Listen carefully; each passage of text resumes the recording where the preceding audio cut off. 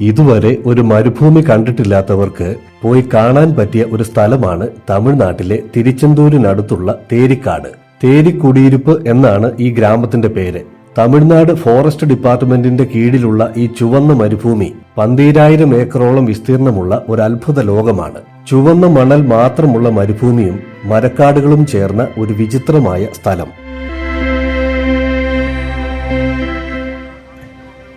Tiruchendur bus സ്റ്റാൻഡിൽ നിന്ന് രാവിലെ 10 മണിക്ക് പുറപ്പെടുന്ന ശ്രീ കണ്ണൻ എന്ന ടൗൺ ബസ്സിൽ നമ്മൾ തേരിക്കുടിയിരിപ്പിലേക്ക് യാത്ര തുടങ്ങുകയാണ്. കായമൊഴി എന്ന സ്ഥലം കഴിയുമ്പോൾ തന്നെ മണ്ണിന്റെ നിറവ്യത്യാസം കണ്ടു തുടങ്ങും. ഇതാണ് തേരിക്കുടിയിരിപ്പ് എന്ന സ്ഥലം. ശ്രീ കാർക്കുവേൽ അയ്യനാർ കോവിൽ എന്നൊരു പ്രസിദ്ധമായ ക്ഷേത്രം ഇവിടെ ഉള്ളതിനാൽ ബസ്സിലും മറ്റുമായി ധാരാളം ആളുകൾ ഇവിടെ എത്തിച്ചേരാറുണ്ട്. ഈ ക്ഷേത്രത്തിനരികിലൂടെയാണ് നമ്മൾ തേരിക്കാട്ടിലേക്ക് കയറിപ്പോകുന്നത്.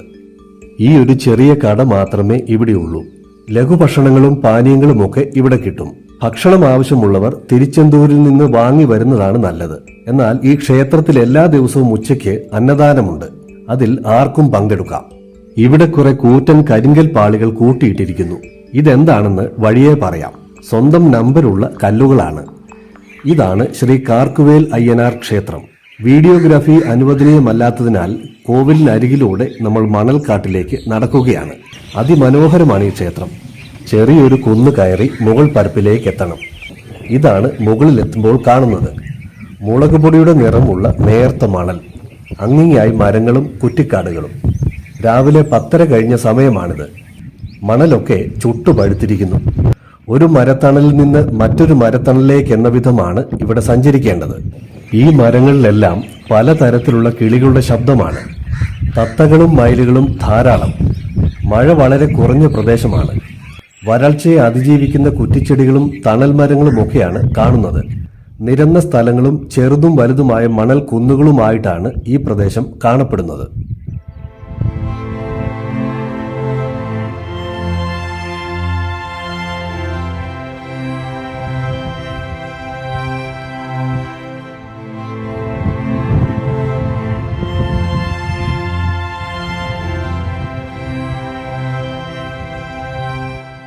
നമുക്കേതായാലും ഈ മണൽക്കാട്ടിലൂടെ കുറച്ചു ദൂരം അങ്ങ് സഞ്ചരിക്കാം. കുറെ ദൂരം നടക്കുമ്പോൾ വഴി തെറ്റി അലയാൻ സാധ്യതയുള്ളതിനാൽ തിരികെ വഴി കണ്ടുപിടിക്കാൻ ദൂരെയുള്ള ഏതെങ്കിലും അടയാളം നോക്കി വെച്ചിരിക്കണമെന്ന് ഒരു കടക്കാരൻ പറഞ്ഞിരുന്നു. നമ്മൾ അത് നോക്കി വെച്ചിട്ടുമുണ്ട്. ഇനി വഴി തെറ്റുമോ എന്ന് നോക്കാം.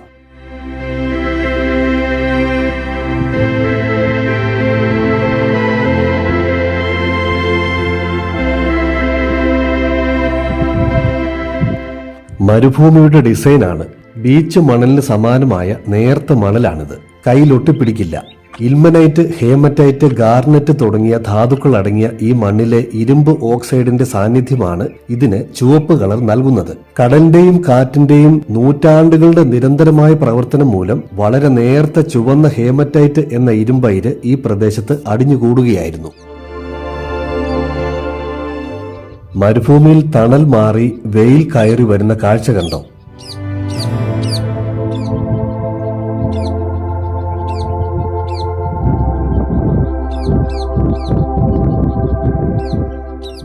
എങ്ങോട്ട് നോക്കിയാലും ഏതാണ്ട് ഒരുപോലെ ഇരിക്കും. എല്ലാ സമയത്തും ഇവിടെ കാറ്റ് വീശിക്കൊണ്ടാണ് ഇരിക്കുന്നത്. എന്നാൽ ചിലപ്പോൾ ശക്തമായ കാറ്റിൽ 20 അടി വരെയൊക്കെ ഉയരമുള്ള വലിയ മണൽ കൂനകൾ ഇവിടെ സൃഷ്ടിക്കപ്പെടും. ഈ മണൽ കുന്നുകളുടെ സ്ഥാനം ഇങ്ങനെ മാറിക്കൊണ്ടിരിക്കും. ചുവന്ന മരുഭൂമികൾ ലോകത്ത് തന്നെ കുറവാണ്. വടക്കേ അമേരിക്കയിലെ വ്യോമിങ്ങിലുള്ള ചുവന്ന മരുഭൂമി, സൗത്ത് ആഫ്രിക്കയിലെ പോർട്ട് എഡ്വാർഡ്, UAE-യിലെ അപൂർവം ചില ഭാഗങ്ങൾ എന്നിവിടങ്ങളിലൊക്കെ ഇത്തരം ചുവന്ന മണലിന്റെ സാന്നിധ്യമുണ്ട്. കശുമാവും വേപ്പ് മരങ്ങളും ചിലതരം മുൾച്ചെടികളും ധാരാളം കാണാനുണ്ട്. സിൽവർ കളറുള്ള ഇലകളോടുകൂടിയ ഒരുതരം മരവും കാണാം. ധാരാളം പക്ഷികളും ചെറുമൃഗങ്ങളും ഉരകങ്ങളുമൊക്കെ ഇതിനുള്ളിൽ താമസക്കാരായി ഉണ്ട്. ഉണങ്ങിയ പനകളുടെയൊക്കെ പൊത്തിൽ തത്തകളെയും മൂങ്ങകളെയും ഒക്കെ കാണാം. മയിലുകൾ ധാരാളം ഉണ്ടെങ്കിലും മണലിലൂടെ നമ്മൾ നടന്നെത്തുമ്പോഴേക്കും അവ പറന്നുപോകും. മയിലുകളുടെ കാൽപ്പാടുകൾ മണലിൽ ഉടനീളം കാണാം. മരുഭൂമിയും മണലുമൊക്കെ ആയതിനാൽ ഇഴജന്തുക്കളെയും സൂക്ഷിക്കണം. മേഘങ്ങളുടെ തണൽ മാറി വെയിൽ പരക്കുന്ന കാഴ്ച എത്ര മനോഹരമാണ്!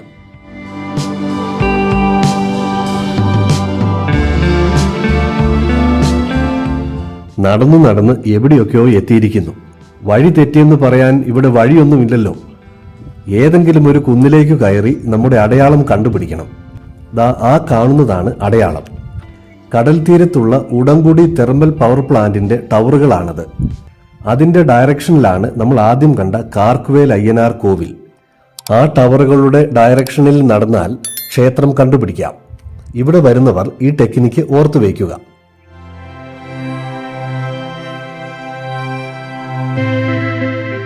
ഭൂമിശാസ്ത്രപരമായ വ്യത്യസ്തതയുള്ള സ്ഥലങ്ങൾ കാണാൻ ആഗ്രഹിക്കുന്നവർക്ക് പറ്റിയ ഒരിടമാണ് തേരിക്കാട്.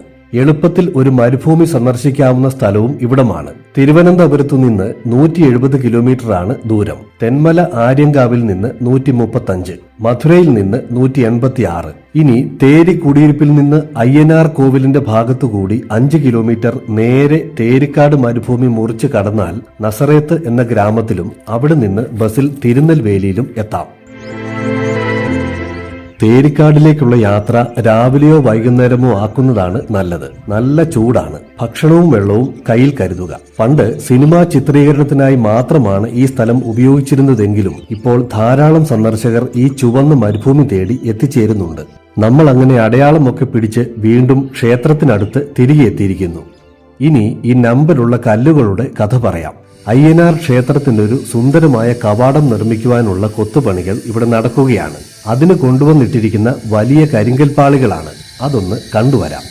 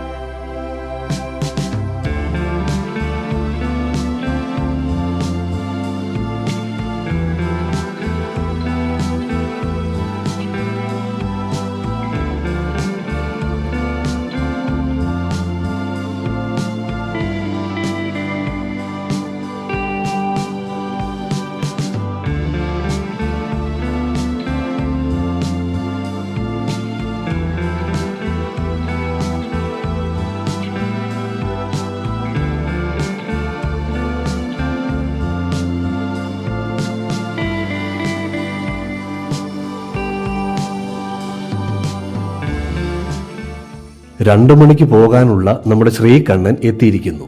ഇനി തിരികെ തിരുച്ചെന്തൂരിലേക്ക്. അവിടുന്ന് ഒരു ലോക്കൽ ട്രെയിനിൽ തിരുനെൽവേലിക്കും തുടർന്ന് അവിടെ നിന്ന് രാത്രി 11 മണിക്ക് പാലരുവി എക്സ്പ്രസിൽ കോട്ടയത്തേക്കും.